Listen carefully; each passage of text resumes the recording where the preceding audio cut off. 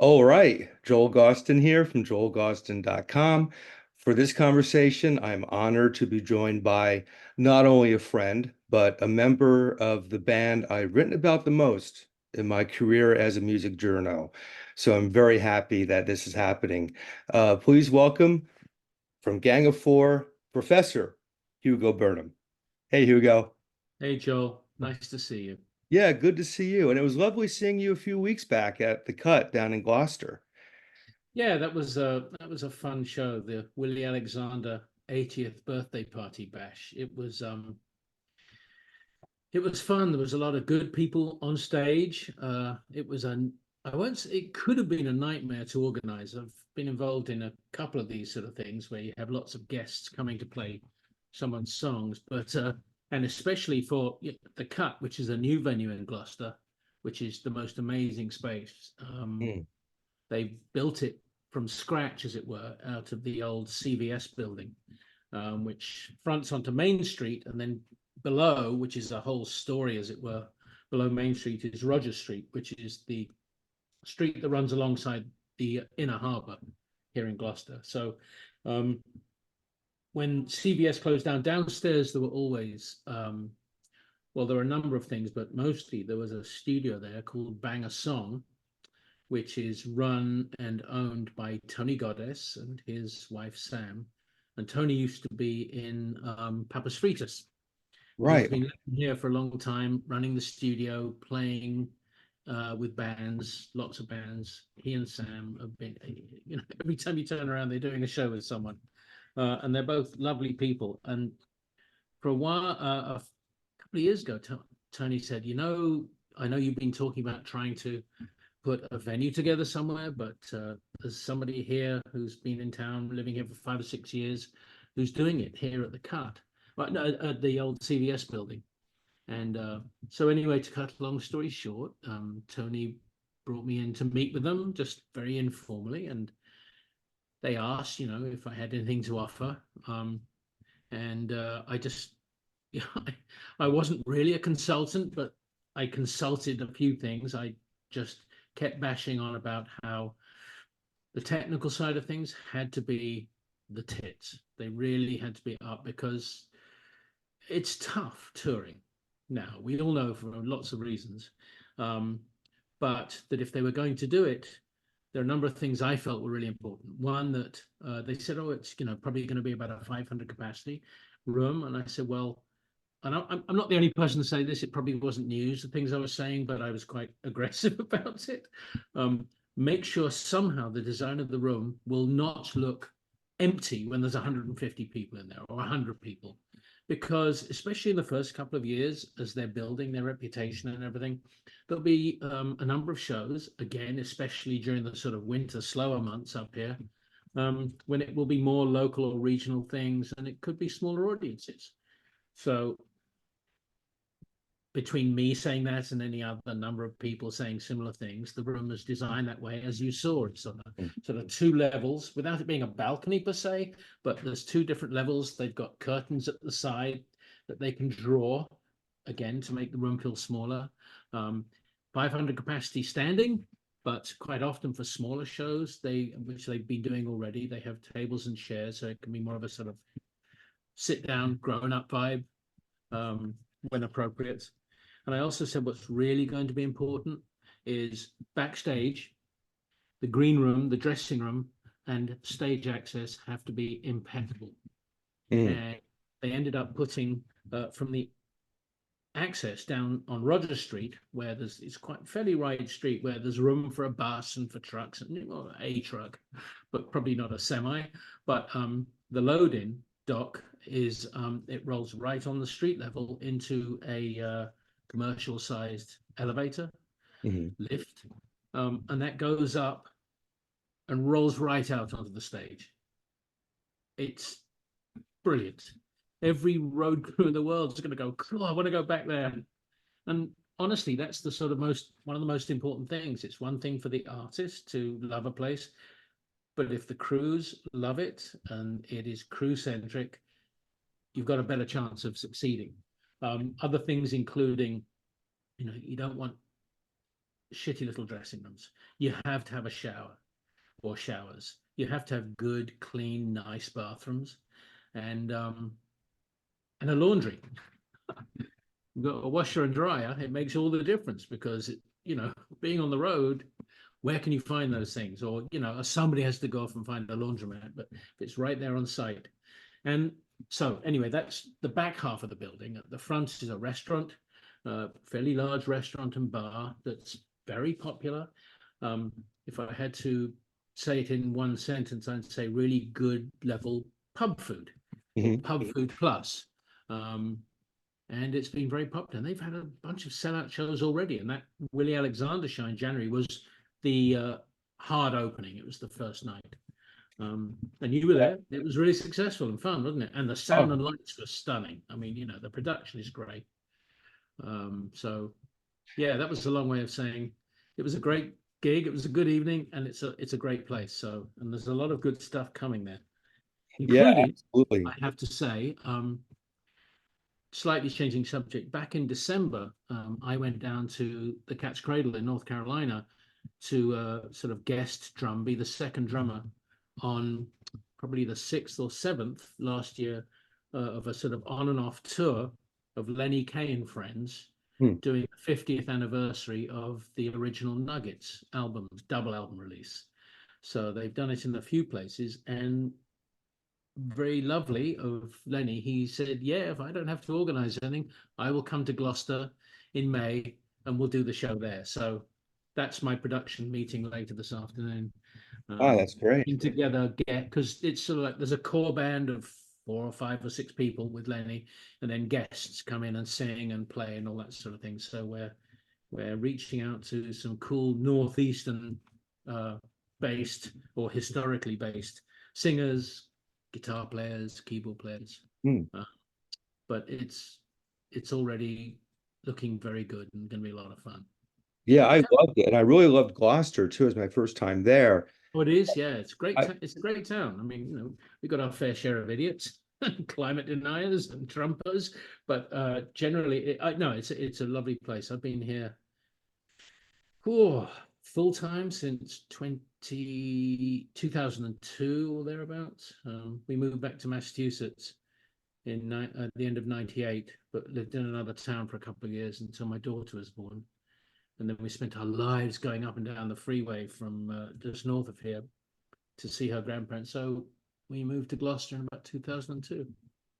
I got to the area to see that show, and I know, it was a first come, first served deal, so I didn't want to waste too much time in the area.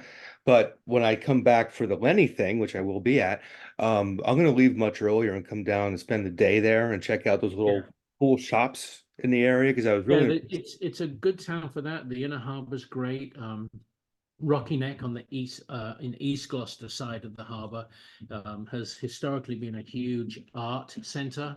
Um, Lots of galleries and things going on there. It's a good town. There are good restaurants, um, fabulous sort of seaside views downtown or along the back shore. I live in East Gloucester, and the back shore goes that way, and it's stunning. It's great. It's a excellent. And of good course, mix of you played there. people and places. Sorry. I don't mean to cut you off, sorry. But I definitely wanted to mention before we move on that you actually performed that evening as well with an interesting combo called Mission of Burnham.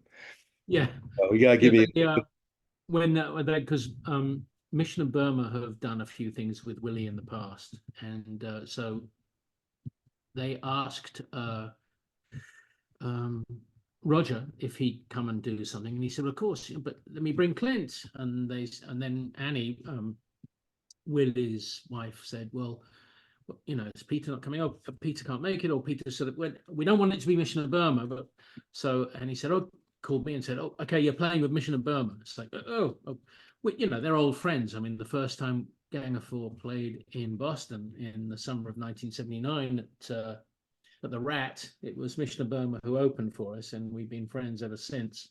And I've done a few things on and off with Clint, and when they did their big reunion, first proper reunion tour in, I don't know, 2003 or something like that, they asked me to come and play with them one show, which was great. So because they didn't really want it to be Mission of Burma, we said, okay, Mission of Burnham. It was said as a joke, and it's like, fuck it, that's it. Hmm. And so that we did two songs. We did a Willie song, Hit Her With the Axe, and then we did Fame and Fortune. And actually, my daughter Tess, who sings background vocals with Gang of Four, quite often came and sang on that with us. So yeah, it was fun. It was great. And happy birthday, Tess, by the way. 24. Good God. Well, I was thinking earlier, I remember first time you and I ever spoke was Yep. in 2005 when Gang reformed. Yep. I have the audio somewhere here. We're talking, and I hear this high pitch little girl voice in the background, and here we are. Now she's the backing singer for Gang of Four. So, Yeah. Yeah. Yeah, she's great. I mean, it's a fabulous opportunity or a fabulous thing for me that John and I have been able to put the band back together since 2022, really. I mean, we were working together before that, but that first tour, and Tessie came out with us. She had to audition, but and she's great. We're going to Australia in April, but she won't be joining us. It's such a schlep, and we're playing just like 5 shows, I think, as part of the Pandemonium Festival circuit.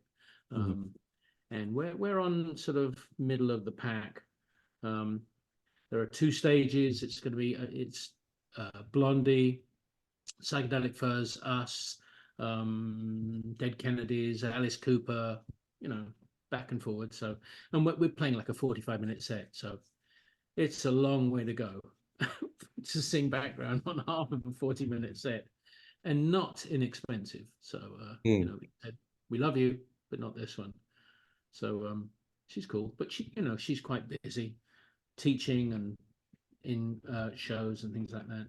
So yeah, That's great. I think she's fantastic. I thought she added so much to that thank you. 2020 tour. She has great presence, and it's a mitzvah for me being able to. The fact that here am I, rising 68, still playing fucking punk rock, and it's great and it's fantastic. And then just every now and then I look over and there she is, right in front of me. So, and of course, every time I make a mistake, she just goes, Yeah.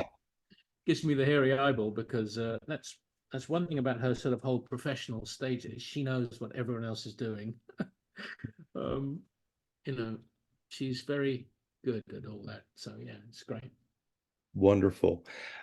With your indulgence, let me take a very long walk to a question. I Hmm. want to get into Gang of Four, circa the last couple of years. As I mentioned, there's no other band I've written about more than Gang of Four in my career.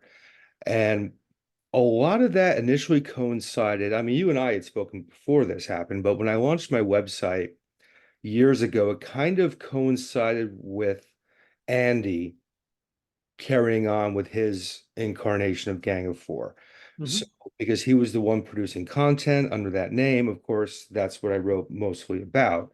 Um, I've had different opinions of that work over the years, but generally speaking, particularly towards the end of his life, he won me over with that band, and I was all in. I was Team Andy at that point.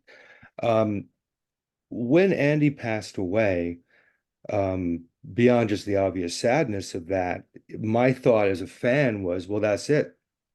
There's no Gang of Four, because putting the politics of this statement aside, he was Gang of Four at the end, really.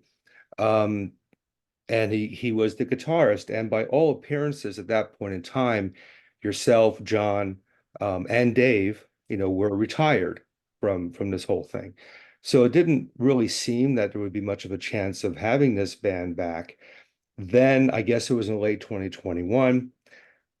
I saw the headshots of yourself, John King, Sarah Lee, and David Pajo. And when I saw Pajo's face, because I'm a huge fan of his anyway, and have been for years, I thought, this is going to fucking work. This can work.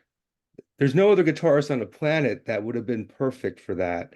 If Andy couldn't be here, it would have to be David Pajo, in my opinion. So talk about a home run. That's my long-winded way of asking you, because you've worked with David now for a bit with Gang of Four. Um, we can't have Andy, of course. What makes David the best guitarist for Gang of Four circa 2024? Well, that's I hate the expression. That's a great question, but when John and I started talking about doing the box set before Andy had passed, because we wanted to do it for any number of reasons. One was we just got all our copyrights back from Warner Brothers under the 30-year rule, which, to be honest, Andrew didn't want to do. He didn't want to. He thought, oh, if we get our thing, nobody will do anything with it. We won't be able to, blah blah blah. I just want to leave everything where it was. But John, I, and Dave believed that we could do better for the four of us, for all our shares of the copyrights. So we did, and we had got a manager who we really liked, who was very keen to work with us, he's English, but he lives over here. He's the Pixies manager, amongst many others. And to cut a long story short, we ended up, after 3 or 4 labels, were very keen to work with us. And it wasn't predicated on new material, just like the old catalog has great value. We'd love to do something with it. And as we did back in the day, it was not all about the money, so much about the people. And the people at Matador were great. And we really felt some sort of bond with them. I'd known a couple of them for some time, as did Dave. Anyway, so we did the deal with them, and the point was to do the box set, which John really drove. I did a lot of the work. I was like number 2. He was Captain Kirk. I was whoever. So, and we thought, well, we should really go out again. We should play again. And it was just like, so, well, without getting into, we weren't really very much in contact with Andrew. I was the only one for quite a few years being the communicator with everybody, because there was always business to do. And, so we were we wanted to go and celebrate it. We wanted to play. And then it was like, Andrew died, which was sort of devastating and sad. But at the same time, being frank, it allowed us to say, well, maybe we could see if it'll be really difficult because of who he was. And I mean, for a while we thought, well, it'd be easy to pick anyone who's ever played with the Red Hot Chili Peppers and go with that. But that just seemed a bit dull and uninteresting. No disrespect to any of them. And we thought, well, let's, can we find anyone who's not some predictable old white guy? And there was a young woman we started working with for a little bit, just to see how it went. That she was fantastic, but just for one reason or another, it didn't work out. Marissa from Screaming Females, fantastic presence on stage, great guitar player. But anyway, and then it was actually a very dear old friend of mine, Patrick Ferguson, from he's played in lots of bands, but 5/8 was his main band down in Athens, Georgia, who I'd known forever. And he has been running a podcast for a number of years called Crash and Ride, where he speaks to people in the creative world who have had, whether it's emotional or other issues, depression, addictions, and all this sort of thing. And he said, oh my God, I've just interviewed David Pajo. He would be fucking brilliant for you guys. And I will confess, I said, who's David Pajo? I'm not going to lie. And he said, dude, just Google him and check it out. And it's just like, whoa, fantastic. So I reached out, and he said, oh, it was, we had a nice talk. And I said, look, I don't mean to be rude, but would you mind sort of auditioning, that just film yourself playing along to 3 or 4 Gang of Four songs. No rush. So we got 3 songs within a week, and John and I and Dave were watching, and it just felt right. So I said, this was 2021. I said, well, we'd love to, we're going to get together here in Gloucester over the summer of 21. Would you please, fantastic, come and play with us? He said, oh, I'd love to. That'd be great. He said, who else is auditioning? It's like, no, no, just you. So that's what we did. And then, of course, we couldn't in the end do it because there were still the travel bands. John couldn't fly in from England. So it was, hey. Anyway, eventually we got together. And by this point, Dave was not really available. He just sort of retired. He's up in Portland, Oregon with the family. They got grandchildren. It was just not the right time. So that summer, I'd actually, because I've stayed in touch with Sarah on and off over the years, and I reached out to Sarah. We're just sort of doodling about, talking things. She said, so I said, oh, Dave, she said, so do you want me to come and play with you? I said, thank God, yes, please. She said, I'd love to. And then we got together in Gloucester here in January of 22 with the tour already booked. And we rehearsed for like 2 or 3 weeks up at Endicott College, where I work, where I'm the internship faculty and advisor for the visual and performing arts school there. And they've got a great band room and a studio, and my dean sort of said, sure, students on here, somebody should be using it. So we did that, and we did that tour in March of the US, and it was just brilliant. And I mean, John can, but as he said, I had more fun on that tour than I've had in decades, because it was no stress, there was no fighting and arguing, and none of us drank before we went on stage. Of the 7 people on tour, 3 were sober, and it was a whole different thing. And it was mutually supportive. So I won't say gentle, but there was no angst and no anger, and it was really lovely. So yeah, and then we just been playing on and off since then. Well, I'll say the highlight for me of the 2022 tour was I don't know if my filter is going to blur this out or not, but this fabulous piece of merchandise, the Gang of Four condom in Yeah, your that top was left. my idea. That was my idea. No, That it was, wasn't, fucker. yes, It was my idea. I know, I'm fucking with you. No, you suggested that, and I ran with it, and then went, oh yeah. I said, let's just do it. Come on, it doesn't cost a lot. So, but the tragedy is, we left them. Either they got lost in the bus fire, or later on, I think they might have been, the box of them might have been half-inch stolen about a third of the way through the tour, and suddenly they weren't there anymore. And I was livid because it was just, they were selling and they were fun. Yeah, we had some good merch pieces, but yes, it was your idea. Gotta make it all about me, right? Yeah. Well, that's okay. Wait, bus fire. Bus fire? Oh, you surely. So we finished playing in Detroit, drove overnight. We were going to cross the border up to go into Toronto.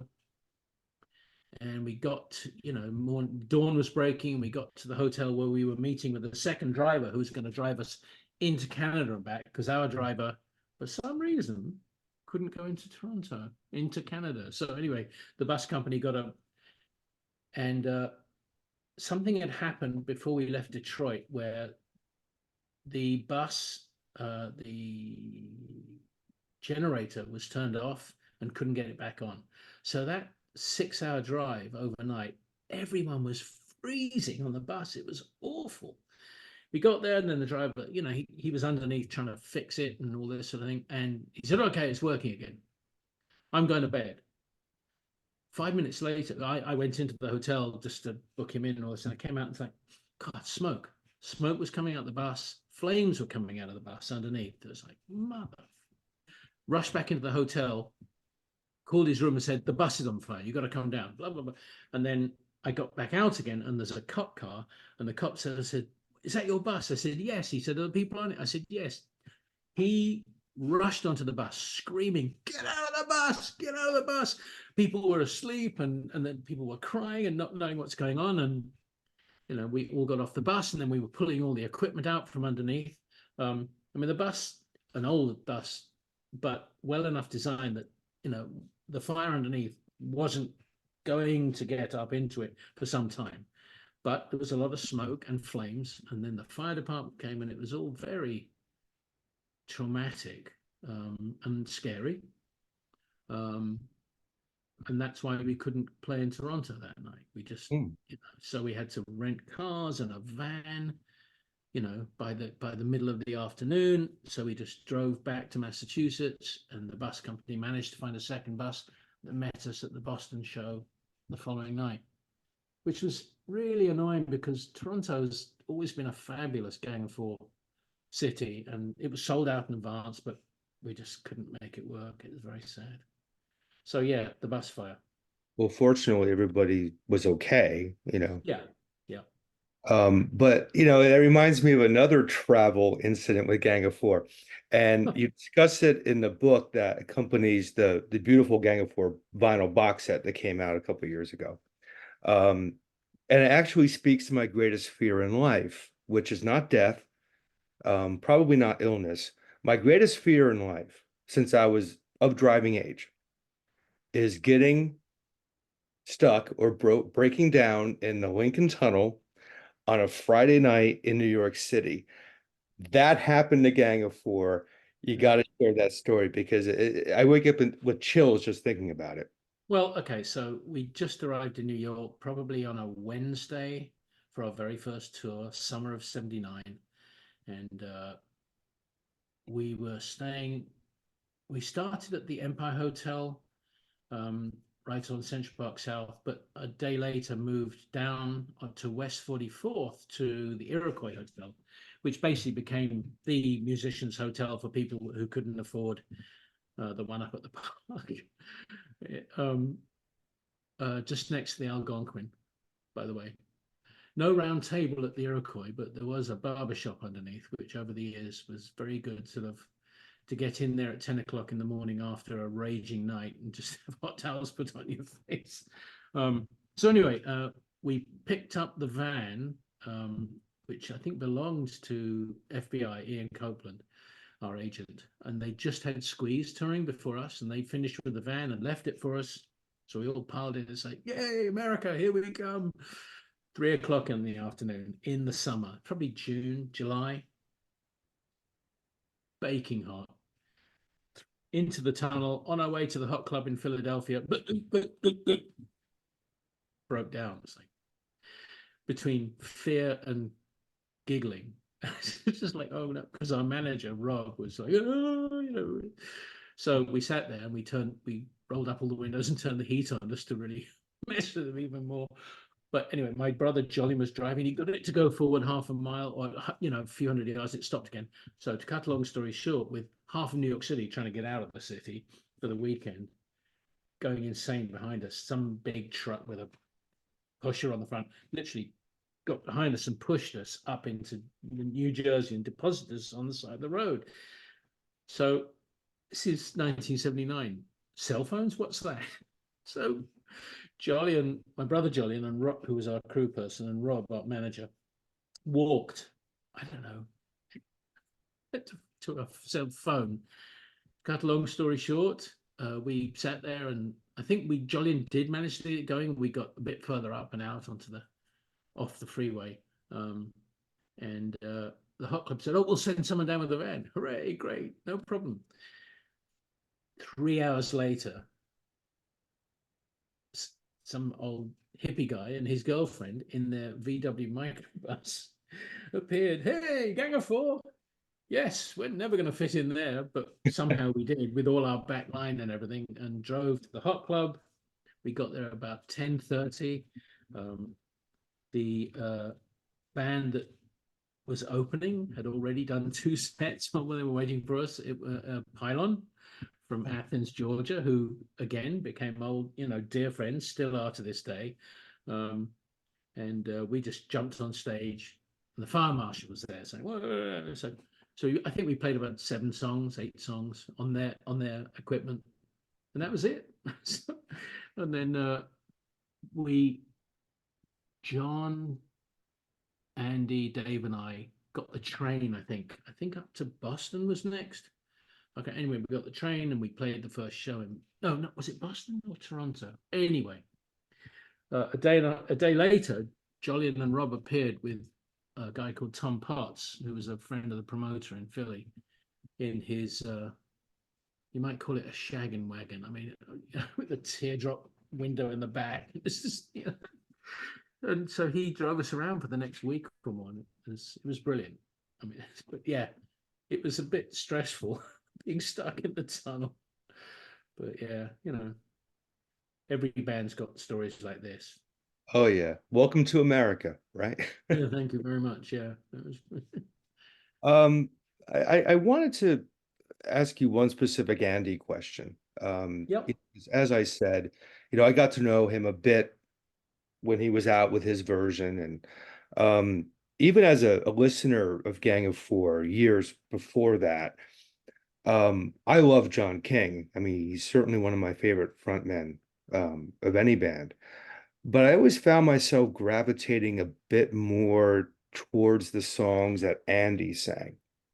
Uh, Hmm.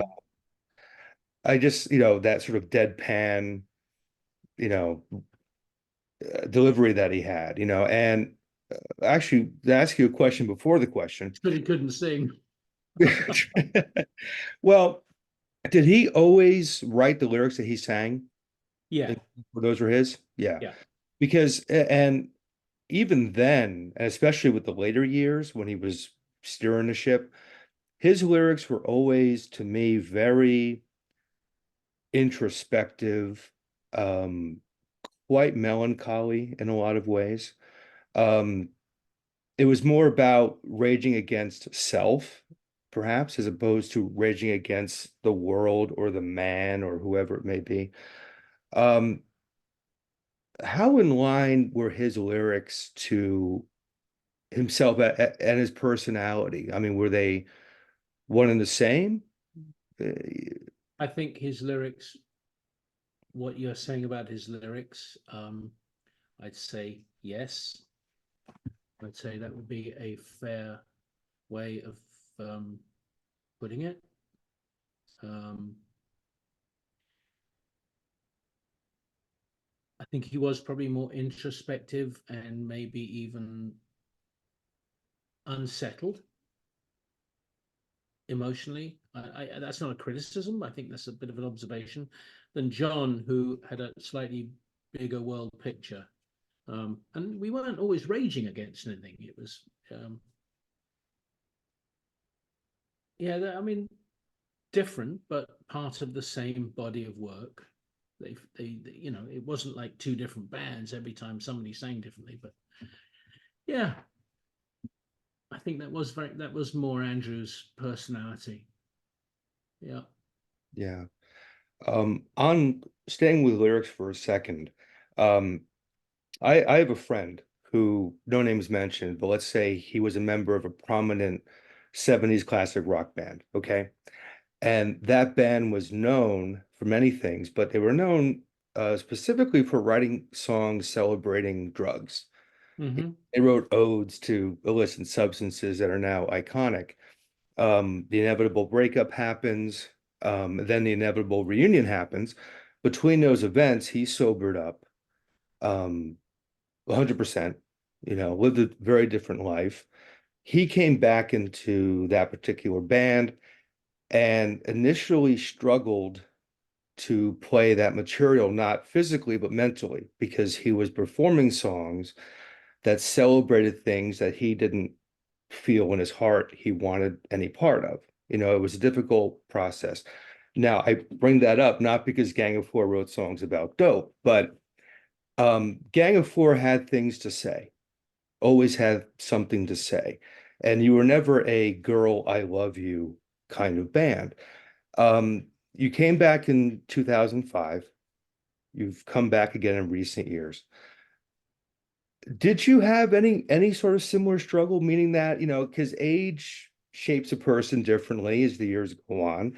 Returning to Gang of Four as an older man, did you have any struggle with the lyrics and what they were saying, or were you still finding yourself really dead on agreeing with what Okay. you were saying then?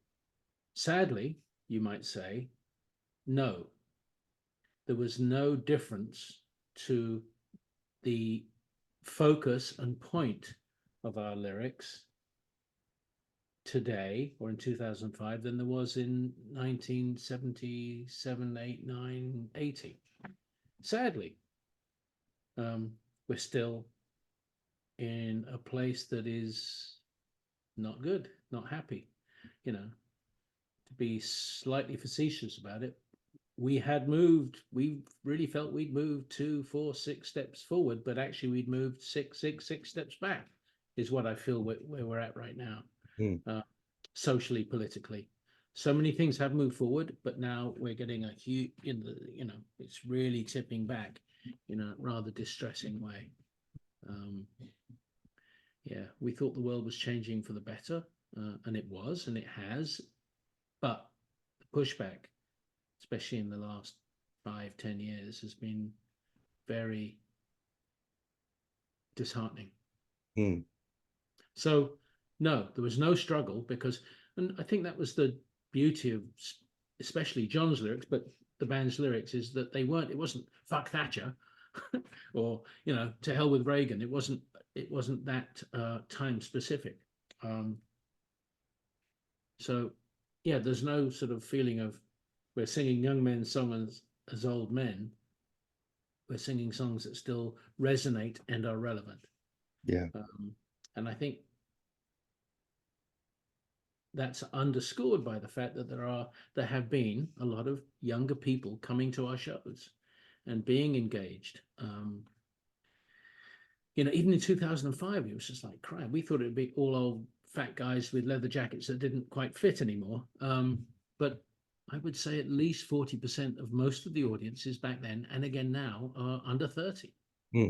um, which is hard. That is heartening.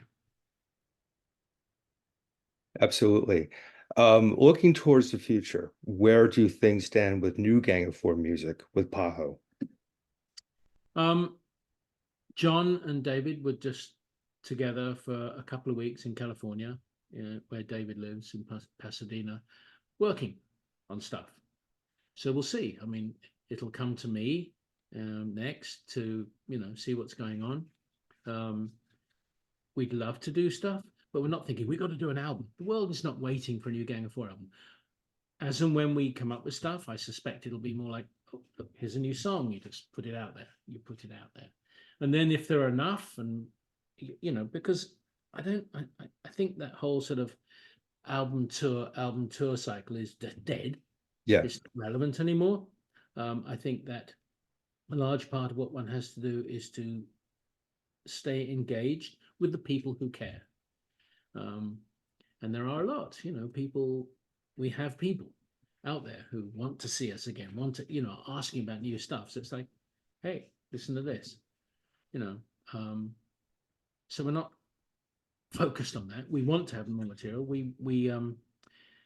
We're not doing a lot of live work this year. I wish we were doing more, but for one reason or another. But I think next year there's going to be a very strong focus on the fact that it's the 45th anniversary of entertainment being released, Hmm. certainly in the US, even though it was like September or October 79 in the UK, but everywhere else it was the new year of 1980.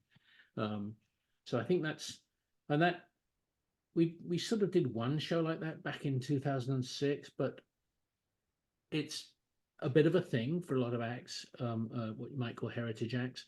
I mean, Gary Newman, for instance, who did Cruel World in California with us last year, Mhm. um, he's back again this year.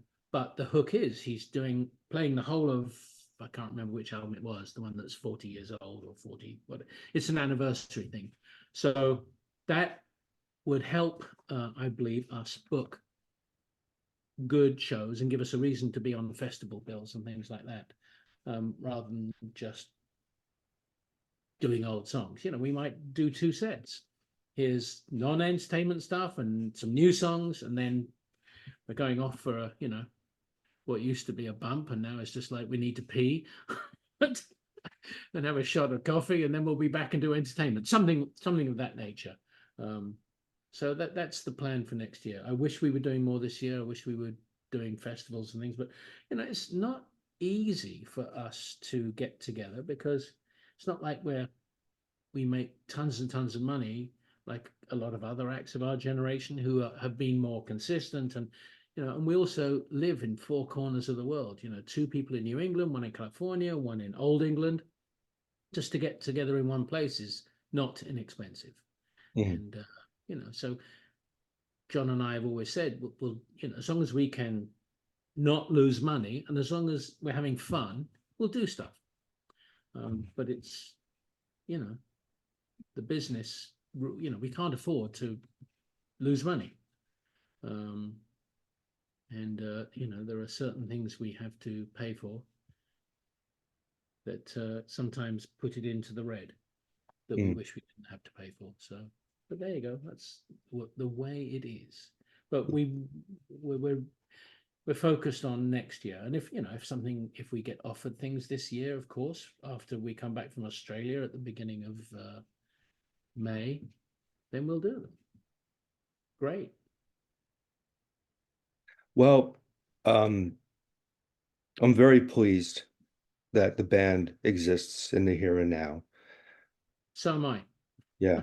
Thank Um, and look, I want to make a very quick personal statement about Gang of Four. From a listener's perspective, um, certainly some of my darkest days have been brightened by that band. So I thank you for that first and foremost. Um, I appreciate you and I appreciate Andy more as people, because with Andy, um, look, I love Gang of Four enough to say what I think about it. You know that. You've always done. Sorry? You've always done Yeah. that. Said that. And there are times I skewered Andy on my website, you know. I thought the early start of his version of the band sucked. And he knew I knew that, and said that. I think they became kind of a super force towards the end, so I'll give him my credit. I'll give credit to him there. Um, and I ate my words, and I ate my words in front of Andy one night in Boston. Um, but Andy was always someone who's like, okay, you said what you said, but you thought enough about my music to say what you said, Mm-hmm. and he appreciated that more than, oh, your album's wonderful, which wasn't always the case Mm-hmm. 5 years. But he always respected the fact that he got something from me that was thought out. And he never held it against me.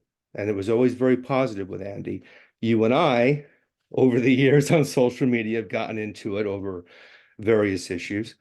But whenever I see you, it's never, oh, you have an opinion I don't like. I'm not going to talk to you ever again. You That's know? yeah. And the world is becoming less like that, I find. So I appreciate you. I appreciated Andy very much when he was here for that reason. I wish there were more people like you out in this world that can respect people despite not always playing by the same rules, having the same perspective. Yep. It means a lot to me. So I thank you for that. I value our friendship and I value your time today, man. I really appreciate you coming on. It's a pleasure, Joel. I never mind talking about this fantastic band. Um, the fact that I'm still doing it and still dear friends with John, and that we found David in our lives, and that Sarah came back into our lives, and whatever happens over the next year or so, it's a it's a mitzvah that we can do it. We're like, it's good, it's fun, I love it. Um, and I'm very fortunate that people I work with at Endicott College see the value in it as well. Mm. This is essentially my professional practice as a professor. Because it's those students I work with, and they see, like a lot of the faculty in a number of different schools at Endicott, but particularly in the VPAC, Visual and Performing Arts Centre, people are photographers, graphic designers, architects, art historians, Mm. art therapists, as much as academics. Not very many lifelong academics, and I think that's a really good, lucky thing. And I think that, you know, the students and their families can see that, and I think it makes the school that much stronger. It's a great place to work, and it's pretty beautiful. When you come back up, you have to go to Beverly Farms area where it is. I mean, the school the campus runs right along the coast there. It's gorgeous. So yeah, so I'm very fortunate. They because, you know, especially now, a lot of my work when I'm not actually in the classroom, I can work remotely. Mm. So I can be advising and helping students from a tour bus in Australia just as easily. So yeah, very fortunate. And yeah, it's good that we still have these lovely chats. Absolutely, my friend. I know you have some other commitments coming up very, very soon. But we'll have to do this again sometime. Absolutely. When the new Gang of Four music comes out, I want to do this again. Yep. And at some point you should talk to John or even David, because they have lots of great things to say. Lovely people. Absolutely, absolutely. And again, I'm all about this current lineup, all about what's to come. And as always, Hugo, thank you so much. It's always a pleasure. Thank you, Joel. Mine as well.